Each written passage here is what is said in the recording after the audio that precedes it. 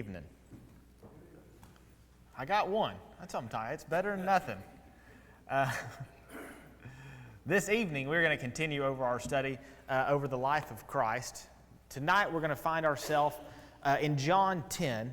But for the past couple weeks, we've kind of worked through John 8. We've worked through, I guess, all of John 9, if I'm not mistaken. Last week, I think we pretty much did all of it last week.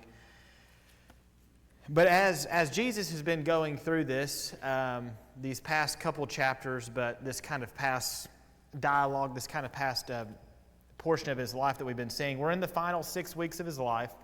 But the Pharisees, the religious leaders, the Jewish religious leaders, have been trying to kill him. They've been trying to persecute him. They've claimed that he is possessed by a demon. Then they're saying, oh, we haven't tried to kill you, and this, that, and the other.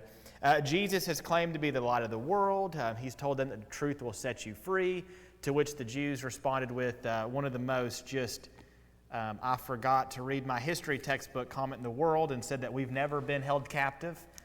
Clearly, they have not learned from their past, right? They have definitely been in bondage numerous times. But Jesus is telling them that they will be set free. They no longer have to be slaves in reference to sin. And then he goes on after that and he tells them that they actually belong to the devil, and the devil is actually their father, and Satan is the father of lies, and everything that he says is a lie. Now they missed this understanding at the beginning until he goes straight to them and really tells them that, which I believe Sue mentioned this a couple weeks back. That's not actually the point that the Jews decided they want to stone Jesus. It's not until he says, before Abraham was, I am, that they decide they want to stone Jesus. It's almost like maybe they're picking up on the point that some of the things they're saying are contradicting themselves. But they're still missing the point. And we're going to see that a lot as we kind of recap on John 9. But as you look at John 9, Jesus heals a man who was born blind.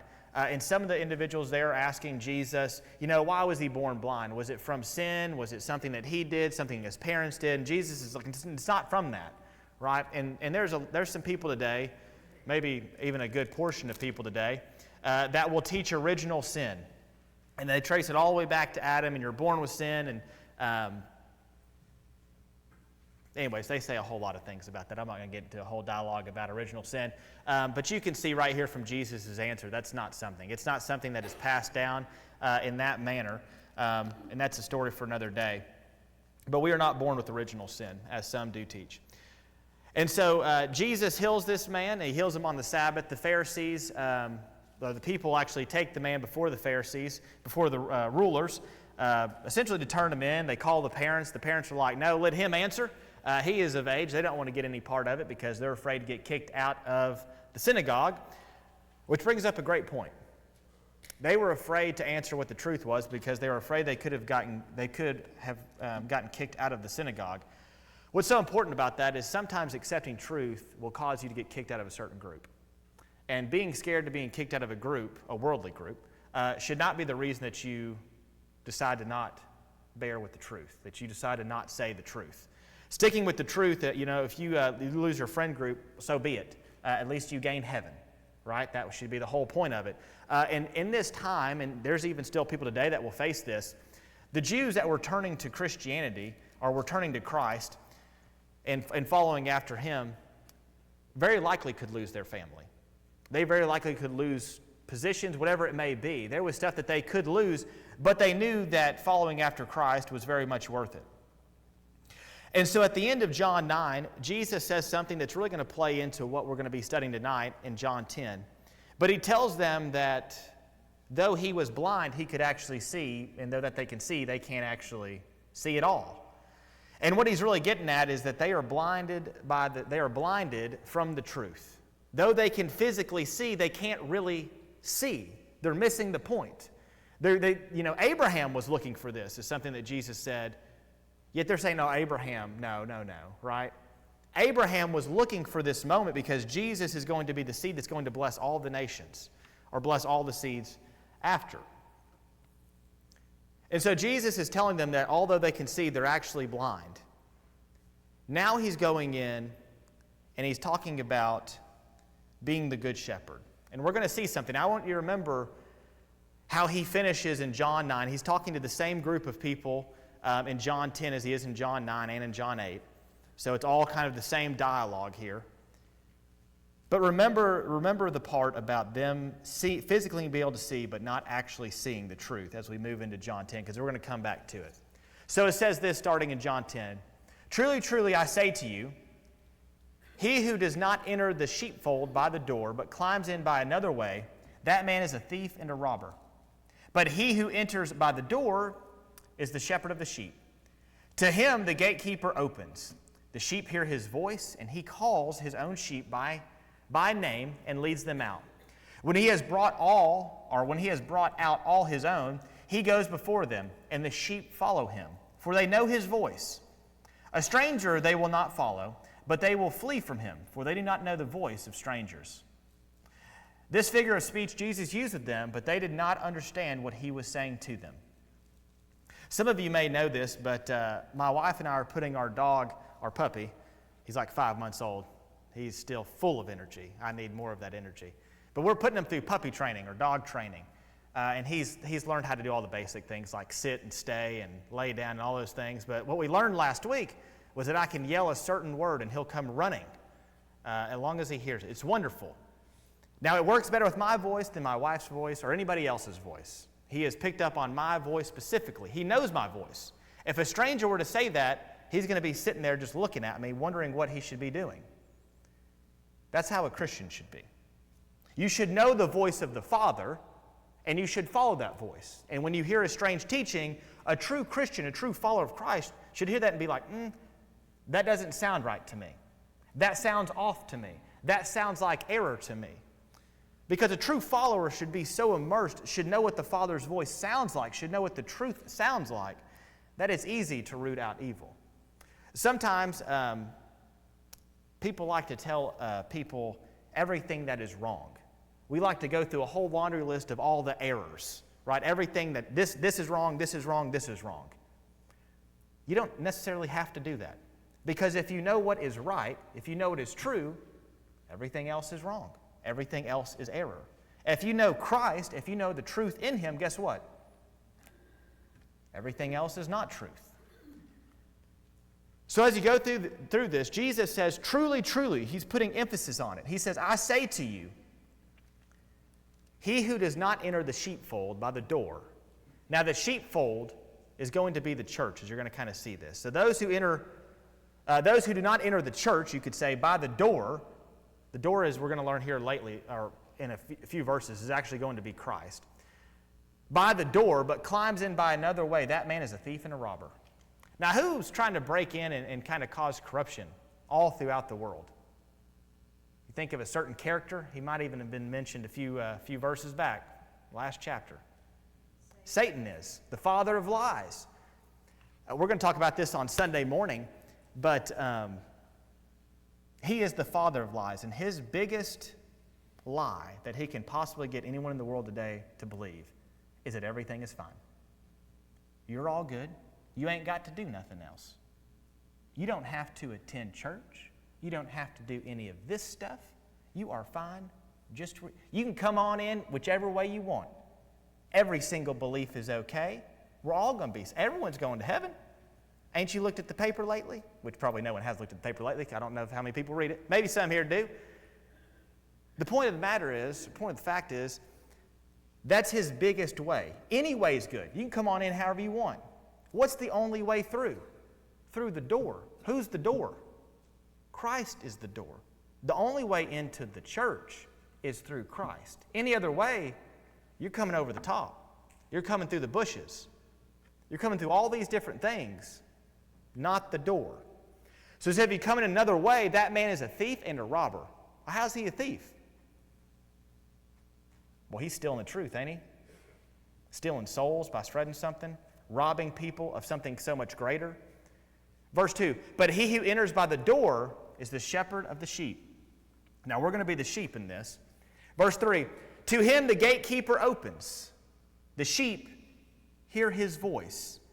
And I love this part. He calls his own sheep by what? By name. We're also going to talk about this on Sunday morning during our sermon, during our lesson. You're not just any old buddy. When you struggle with confidence, when you struggle to think you're enough, remember who you belong to. Remember that you belong to the Creator of the world, and that what does He call you by? By name. He knows who you are. He hasn't forgotten you. And we're going to see this in a couple later verses. He doesn't leave you when times are hard either. He is right there. Thick and thin, good or bad, He is still beside you. He didn't quit on the cross, and He ain't going to quit when life gets tough on you either. He is right there for you. He didn't just walk off when Peter walks out of the boat and then he starts to sink. He's like, wow, you should have brought a life vest. I'm out of here. And he just kept on walking. What did He do? He extended His hand.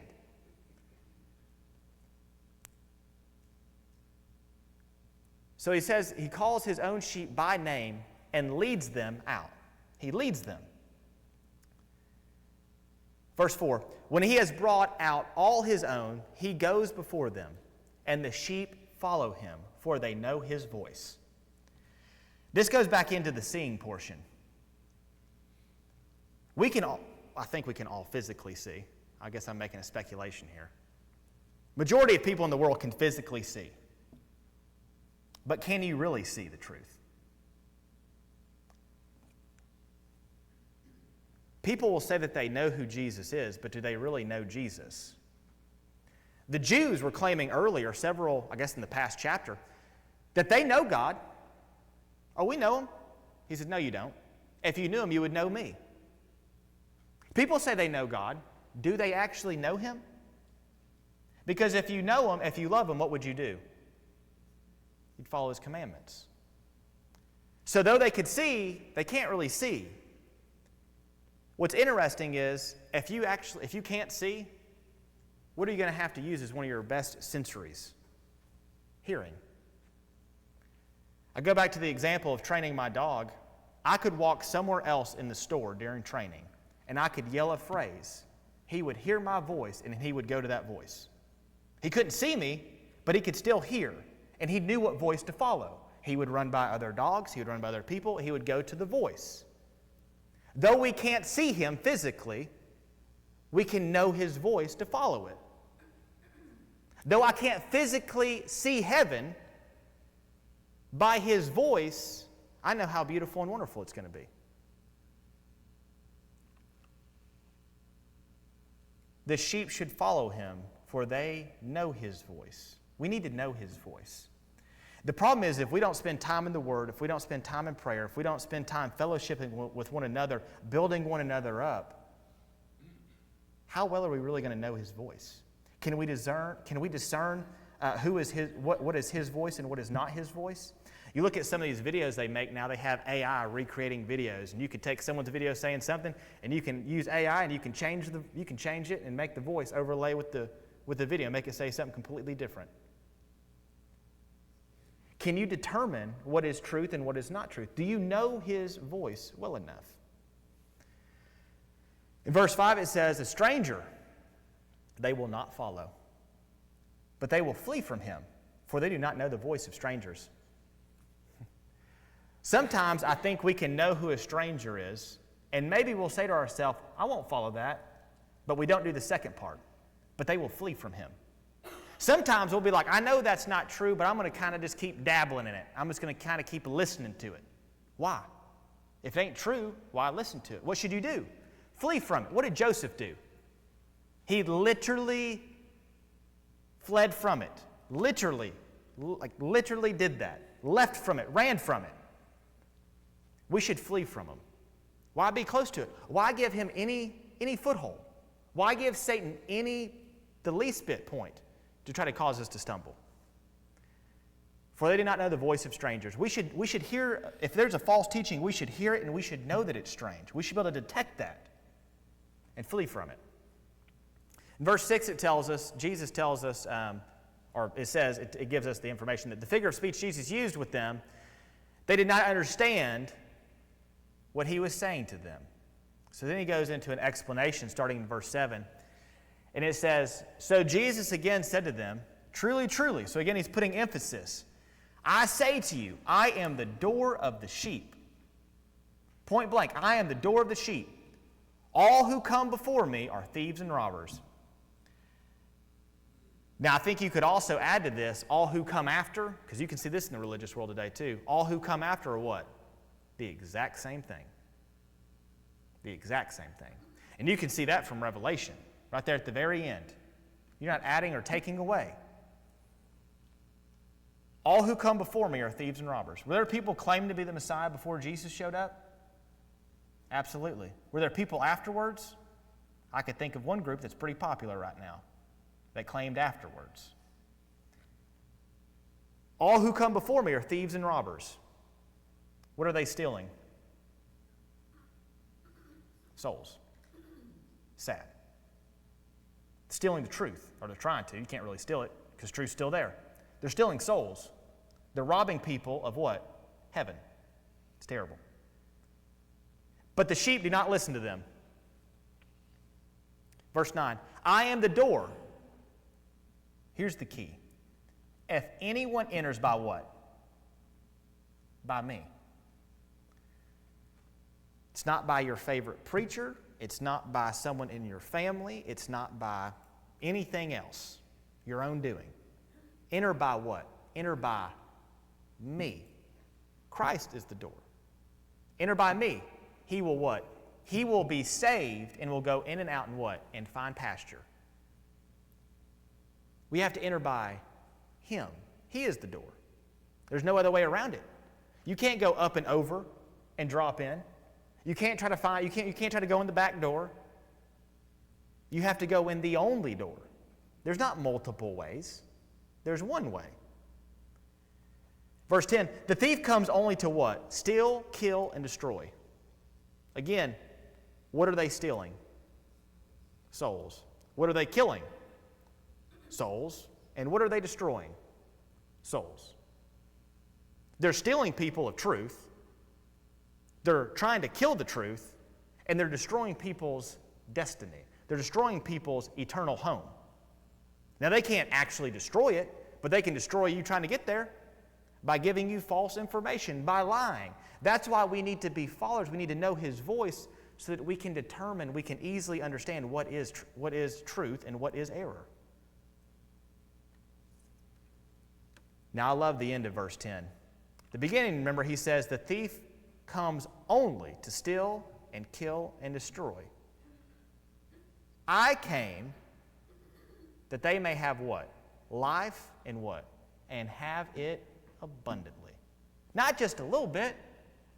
We ain't just trying to put on a little bit of sprinkles, right? All of it and some. Abundantly. As much as you could ever want. You notice what it doesn't say? Jesus doesn't say, I came so that I could be what? Glorified. He mentioned that earlier. He's looking to glorify who? The Father. He didn't say, I came just because the Father made me. I didn't actually want to do it. He didn't say that. He said, I came that they may have life. What does that mean you don't have if He didn't actually come? You don't have life. Because He came, because of what He did, because of what He accomplished, we now have a life that's worth truly living. And we can have it abundantly.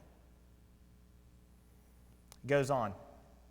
The good shepherd lays down his life for the sheep. Now here comes verse 12. This is where the rubber meets the road, I guess you could say. This is where the false teacher is going to be easily discovered.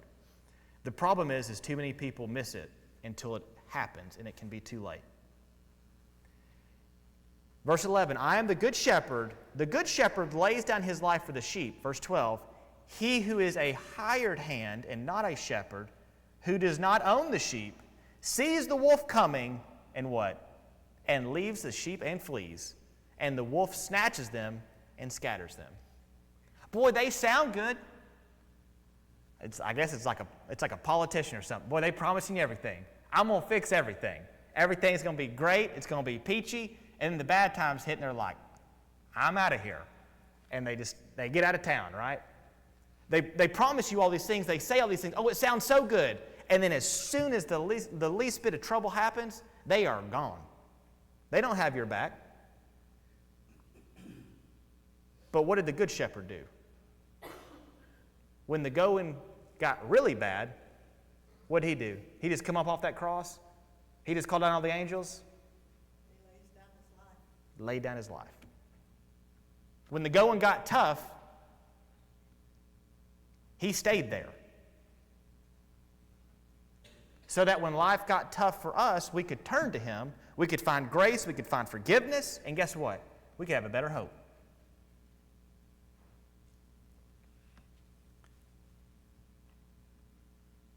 Verse 13. He flees because he is a hired hand and cares nothing for the sheep. He cares nothing for the sheep. What does that mean the opposite is? Who cares about the sheep? The shepherd does. The Good Shepherd does. What does that mean about us today? What does that mean about Christians today? You're cared for. He cares a whole lot. He cares so much he died for us.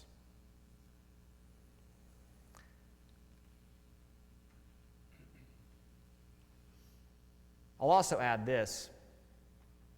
The father of lies, Satan, well, he tells you he cares. He tried to tell Jesus how much he cared whenever he was trying to tempt him. I'll give you all this. Did he actually care? No, he didn't care. He didn't care today. He doesn't care about any of us. Now, he'll tell you he does. He don't care. He don't care at all. Why would you want to follow someone that don't care the least bit about you? Yet there's people out there they hand over fist trying to follow him, it seems like. Look to the one who cares for you. Verse 14. He says, I am the good shepherd. I like this. I love this part. I, what? Know my own, and my own know me. Now, this is something that he said earlier, right? They said they knew God. He's like, you don't know God, because if you knew God, you'd what? You'd know me. And clearly, they were not picking up who Jesus was. He says, I know my own. Does he know us? Absolutely. And we should know him. Verse 15, just as the Father knows me, I know the Father, and I lay down my life for the sheep. Lays it down. What's even, crazier about this, I guess you could think about, is he knows you. He knows us, he knows me. If he knows us, what does that mean?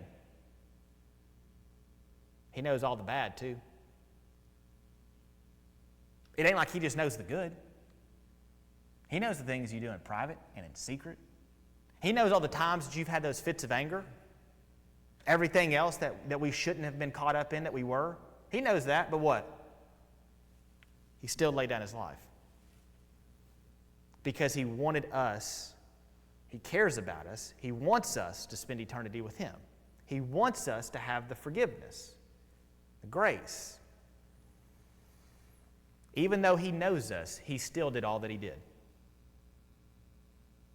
He knew the people that put him up on the cross, and he knew their soul. He knew the conversations that were going to take place right after he took that last breath. They pierced his side. He probably knew who would, he would know, who would give the right response to Peter's sermon on Pentecost to some of these people. That's a good point. Yeah, he very well, and we don't know, who was at the cross and who was sitting there chanting in the crowd and who was at Pentecost. I don't know every name and everything else. We're not told that, but it's very possible that some of those exact same people that are chanting Barabbas, Barabbas were the same people that heard Peter, were the same people that responded. That is a very real possibility. It's a real possibility that Jesus could have passed them on the way. He could have seen them maybe while he was up on the cross. There's no telling. This is all speculation, but he could look down and be like, man, handful of days, you're going to hear the truth and you're going to obey it. But right now, you are so far from me. Though he knows us, he knows our wrongs, he laid down his life so he could cast the wrongs aside. It's love. Verse 16, this is the part that we should all be thankful for. And I have other sheep that are not of this fold. I must bring them also, and they will listen to my voice. So there will be one flock, one shepherd. Who's he talking to here? He's talking to a whole lot of Pharisees, Sadducees, the religious leaders, Jews, things of that nature. There's also his disciples and apostles. Who's the other sheep? Gentiles. That's something they ain't going to be happy about, is it? A lot of these Jews are like, but we don't want those. Now, earlier, if you remember, one of the things they wanted to say against Jesus, they wanted to accuse him, you're a Samaritan. That's what they tried to accuse him of. Just a handful of verses back. Jesus says, though, I have other sheep that are not of this fold. He's bringing everyone together. Everyone together. I must bring them also, and they will listen to my voice. So there will be what? Circle, highlight, underline. One flock. Not multiple, not 30-something thousand, or however many, I don't even know how many thousand are out there today. Not all these different thousands. There is one flock. And there's one good shepherd. There's not multiple. That's like there's only one door. There's not multiple. There's one. There's one flock. There's one shepherd. And if you don't enter through the one shepherd, through the one door, we got to reevaluate.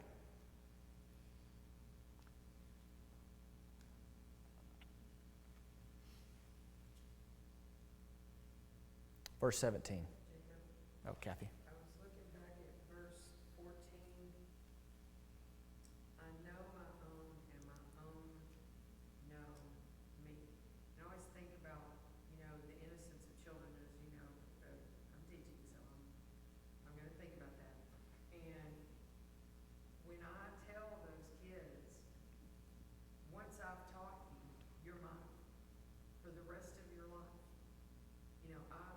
Once I've taught you, you are mine. You're my student. And you may move on, but I'm going to care about you for the rest of your life because I'm connected with you, right?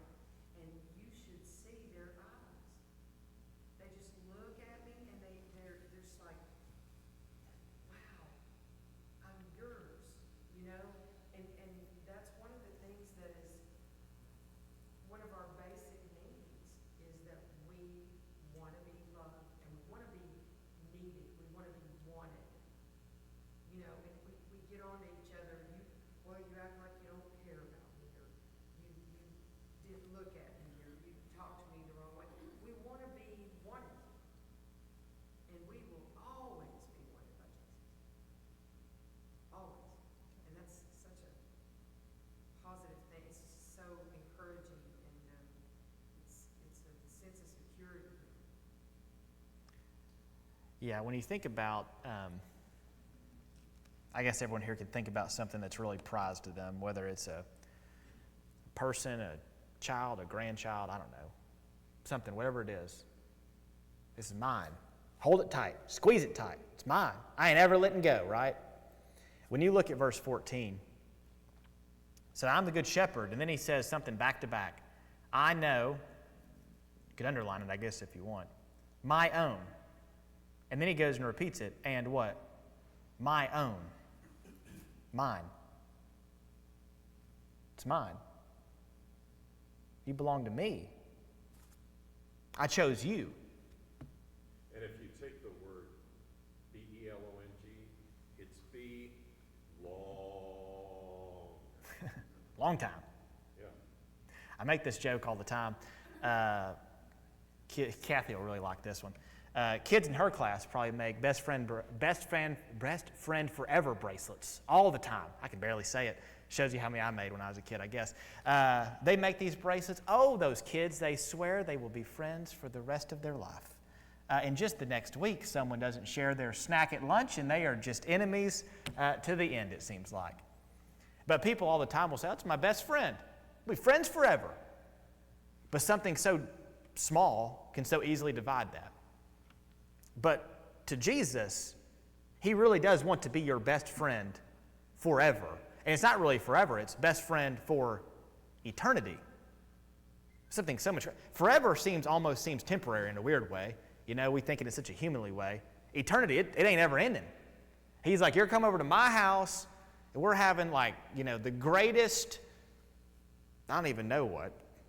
Sleepover sounds weird, but like, you're coming over to my house, and we're hanging out for forever, eternity. I don't ever want you to leave. Something so much greater. It's hard to even wrap our minds around it. Verse 17, it says, "For this reason, the Father loves me, because I lay down my life that I may take it up again." It's connecting the Father to what Jesus is doing. I think it also shows the love of the Father.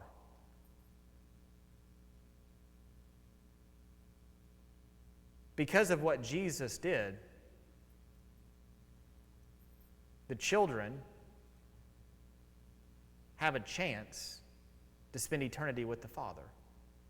The Creator gets to spend time, eternity, with the creation.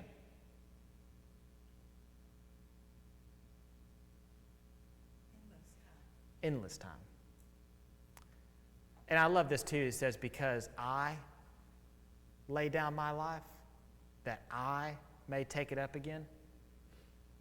Not only is he showing that he's able to take it up again, he's also showing that he's the one that put it down. It wasn't that the world won. It wasn't that Satan won. It wasn't that the people that were chanting Barabbas, Barabbas, Barabbas were going to win. I laid it down, is what he's saying. And I could take it back up again. Verse 18, he says, "No one takes it from me." No one's taking it from me. But I lay it down of my own accord. I lay it down because I want to. I lay it down because I care for you. I lay it down not because someone's forcing me to, but because I decided to. It's of his own accord. I have authority to lay it down, and I have authority to take it up again. What could he have done? He could have not laid it down.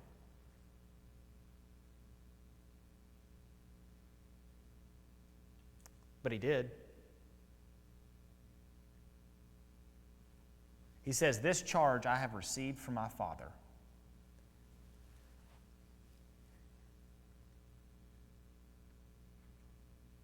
There was a plan from the beginning.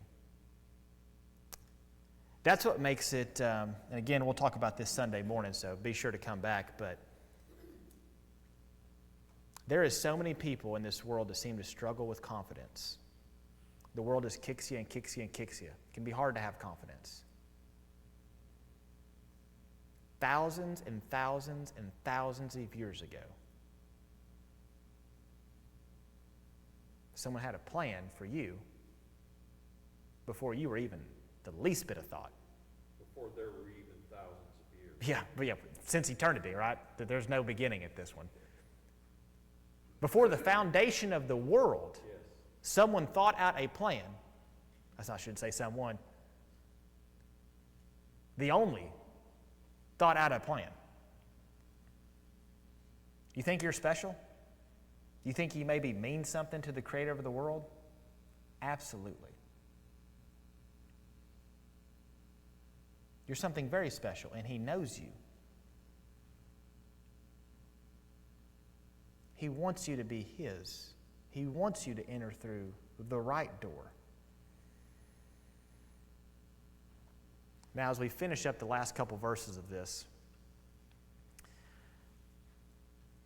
verse 19, it tells us, "There was again a division among the Jews because of these words." Now, if you look at this, Jesus has done these teachings numerous times, kind of throughout this dialogue over the last 2 chapters in John. And there's going to be numerous times where there's going to be division. There's going to be division because some people, as we're going to see, are going to claim me as a demon. But then it's going to say, but some believed. Some followed. Some are like, this actually is making sense to me. Many of them said, in this case, verse 20, many of them said, he has a demon and is insane. Why listen to him? Boy, they can see physically, but boy, they can't see at all spiritually. Oh, they can physically hear what Jesus is saying, but spiritually, well, them ears are all clogged up.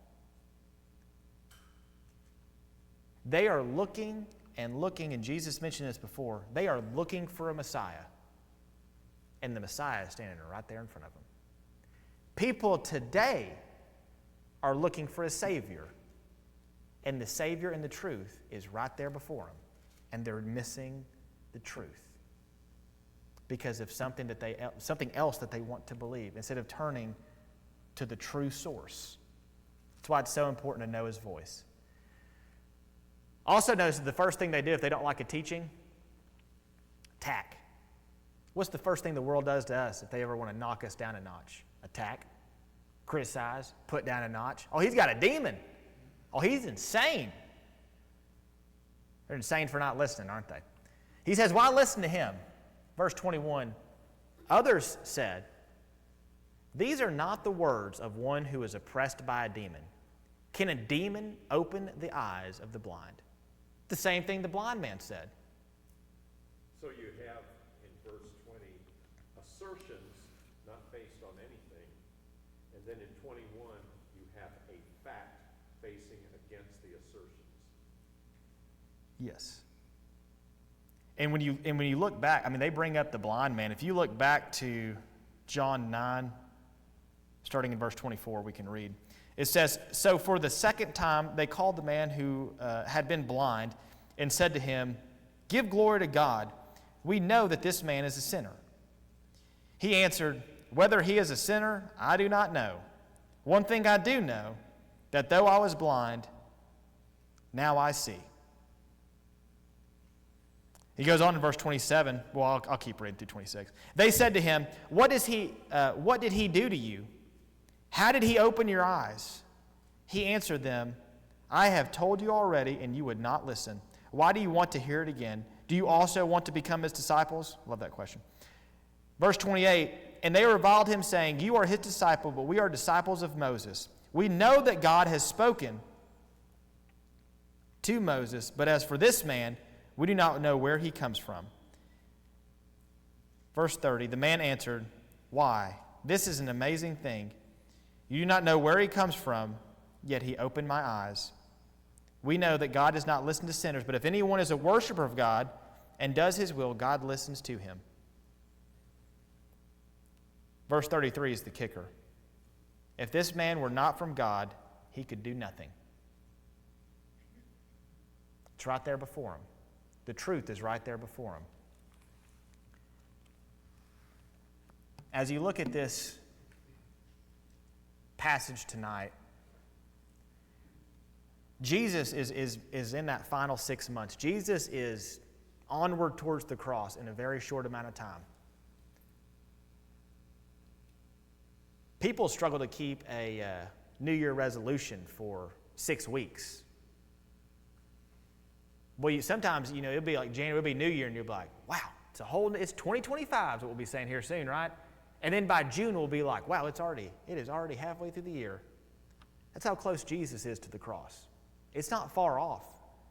And here he is telling people, enter through the only way. Leave these things of old.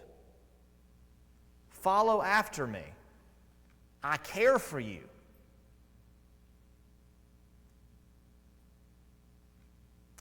And he's telling them, he's given them a preview, I guess you could say, of what is to come in verse 11, where he says, I'm the good shepherd. The good shepherd lays down his life for the sheep. They've not even made it that part yet. That's just a preview of what is to come. But soon, he is to lay down his life for the sheep, for us, so that we could be one.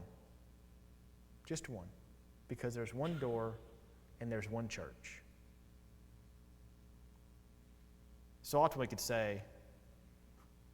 So often we make the church seem so possessive for us.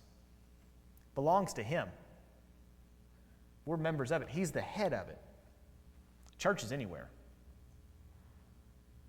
Church is anywhere the believers are. Let us never forget that. Sue? And then, in chapter 10, verses 20 and 21, we can see pretty clearly why there were miracles done by Jesus. Because those miracles alone, even on the wall, they weren't done to those particular Jews that started to say, hey, but he cured the blind, you know. So they're nearer to believing who he is than the ones who said he's a demon and he's insane. So miracles made a difference for the people that saw them. Yeah. The miracles that Jesus and even the apostles afterwards are going to prove that the message is true. It's going to prove that it's coming from a source that is greater than this world. Even if you look at Pharaoh back in the Old Testament Exodus, and you look at Moses and Aaron, not Moses and Aaron. Yeah, Moses and Aaron. Oh, I got scared. I always want to say Noah, so I always stop. Moses and Aaron, when you look at that, they were doing some things, and then who else was also kind of mimicking them? Y'all remember? The magicians. And then what happened? Then they couldn't anymore.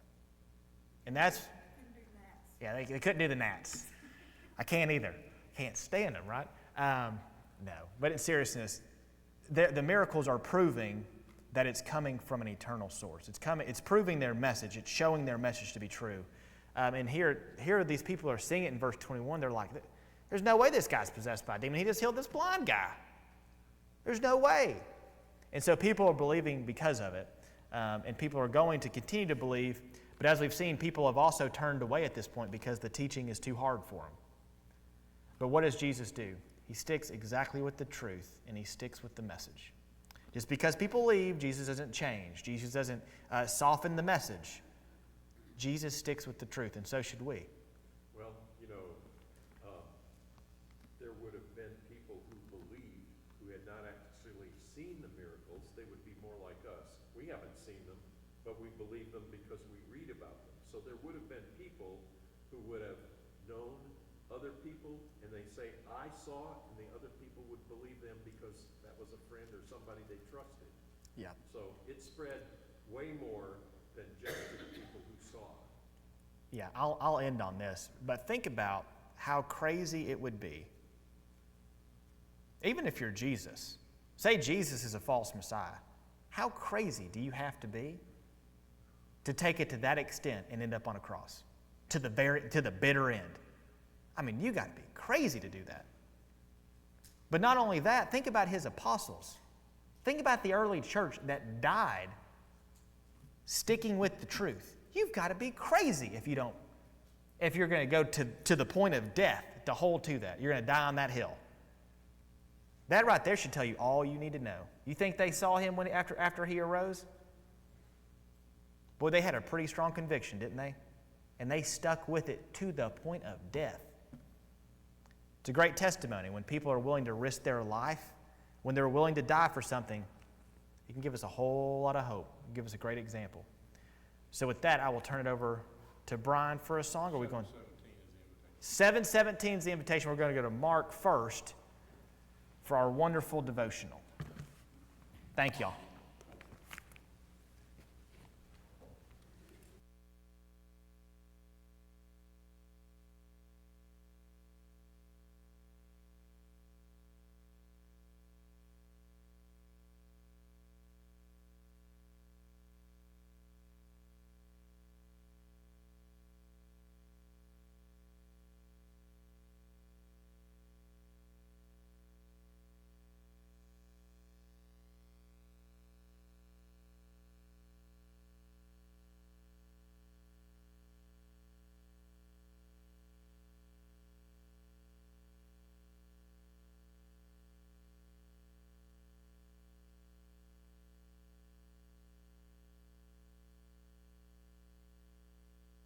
Work okay?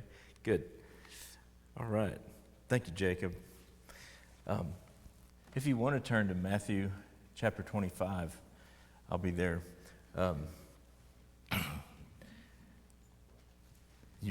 talked about knowing the master, knowing the shepherd, and the shepherd knowing us. And that's so important to realize in our walk with Christ, that he knows us, but he wants us to know him. And it's a little bit strange that at the end, when there's judgment, he tells these parables about not knowing. I don't know you. I don't know you. Shut the door. And well, how does Jesus not know us? He knows everything. Well, that's what it's up to us for letting him know who we are. A couple weeks ago, Brian did an excellent lesson about how, are we consistent in our behavior here in church and then out there in the world? Or do we cover up? Sometimes I have a tendency to cover up, put a smile on, and act like I'm okay when I'm not really okay.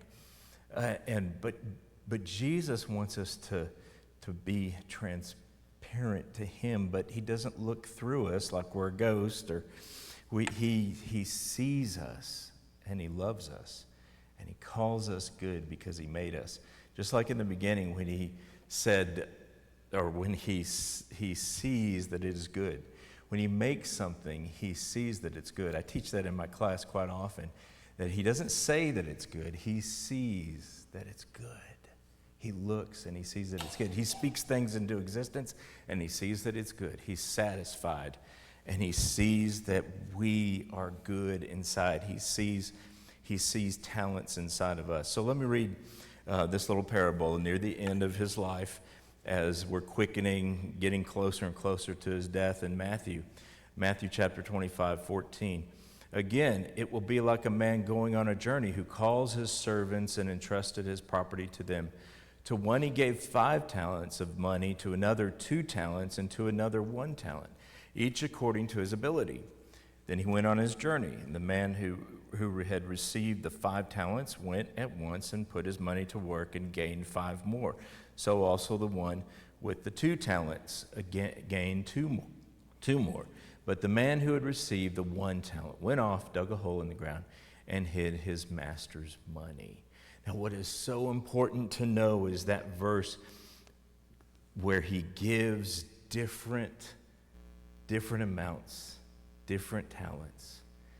And it's so important to know that's how much God knows us and loves us. He gives according to our ability. It's not all the same, Right now, that's one of the things that is before us is everybody needs to be equal. Everybody needs to be the same. Remember in the Old Testament when the Israelites were in slavery, they were all treated the same. You have to make your quota. You have to do more work. Keep working for me. If you look at scholars, anthropologists who study the way men think in different cultures and different places, ancient places, when they made temples, it was the work of the people that served the gods to make temples for the gods. You make a house for me on the earth. That's what the gods were. They were these overlords over people. And the leaders knew that they could control their people because, we have gods before us. God wasn't like that. He didn't ever ask for a house, did he? David said he wanted to build him one, right? God said, I don't want you to build me a house. I want to be a house for you, he says. And so he knows us and he knows what we can handle. And so this parable, so much, I tend to look at it like, I got to do my best for the master. Got to make 100%. There's 1-to-1 return for the one who had 5 talents and 2. And so, there's the harshness of this master. But no, when you know him, he knows what you can handle. And he knows that we are made to do work and to live in this life with purpose and working for him.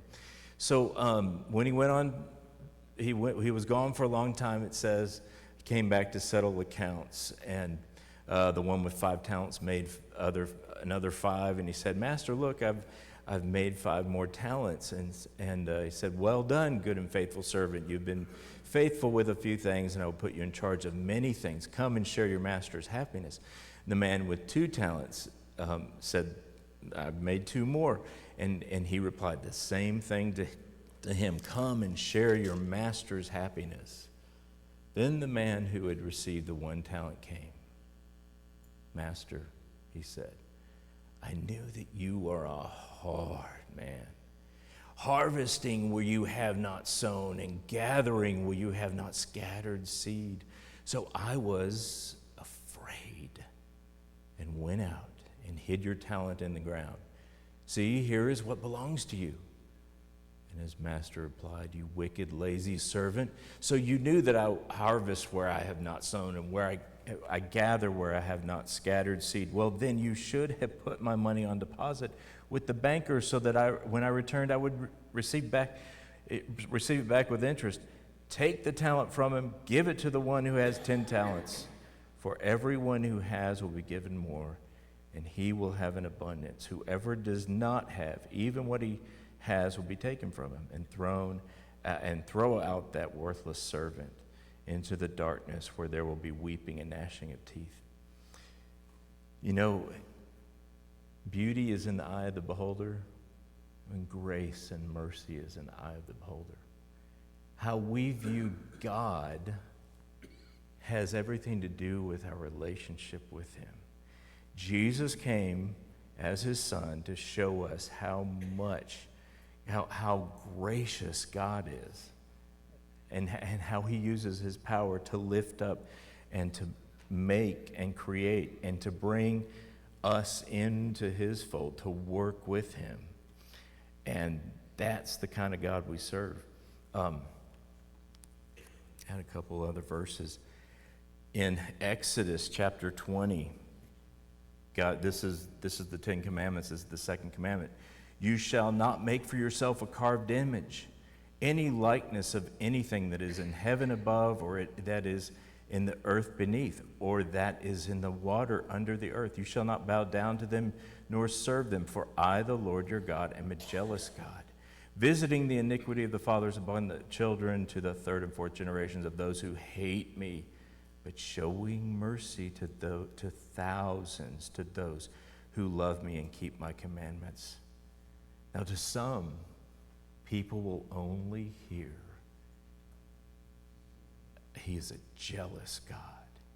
He is here to punish us. There is something that God has placed within us, within our hearts, to live for goodness and live for love and live for blessing. That's how God has made us.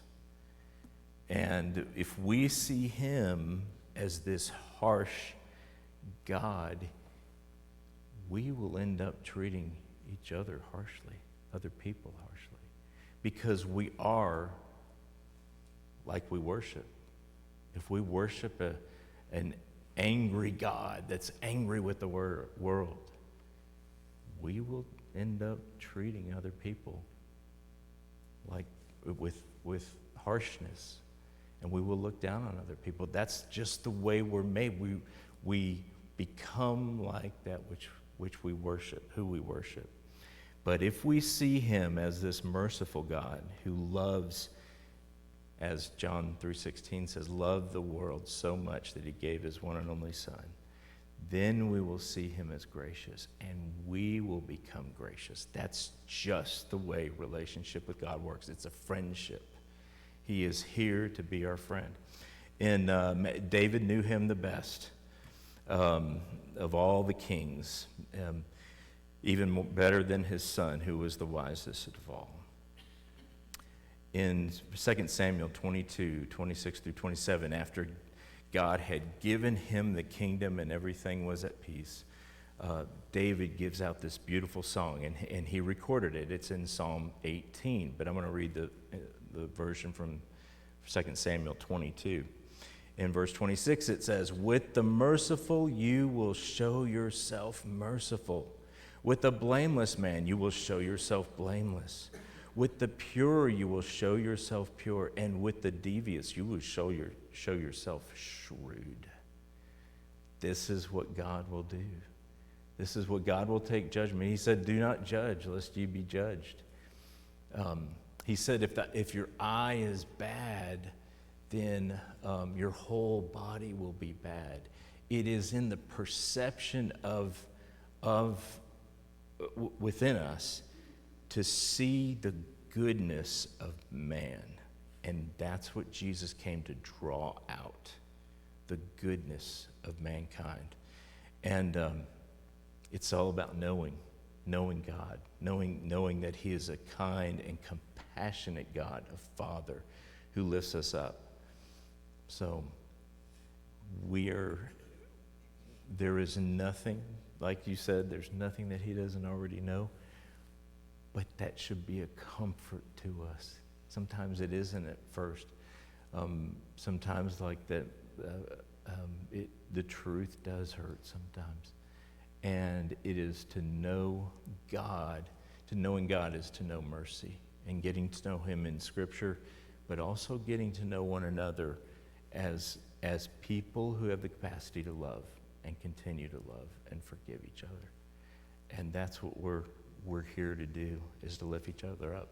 If you haven't put on Christ in baptism, and that's a good place to start with even if you don't feel like you know enough, even if you feel like you don't have enough talents to be in the kingdom, it's not about what you have, but it's what you've been given and what He knows about you. And it's to give up your life and to live for Him, and He is kind and compassionate judge. And that's how He is, and that's how we should be. If there's anything else you want to come forward and make known for prayers, then you can do so while we stand and sing the song. Let's sing together.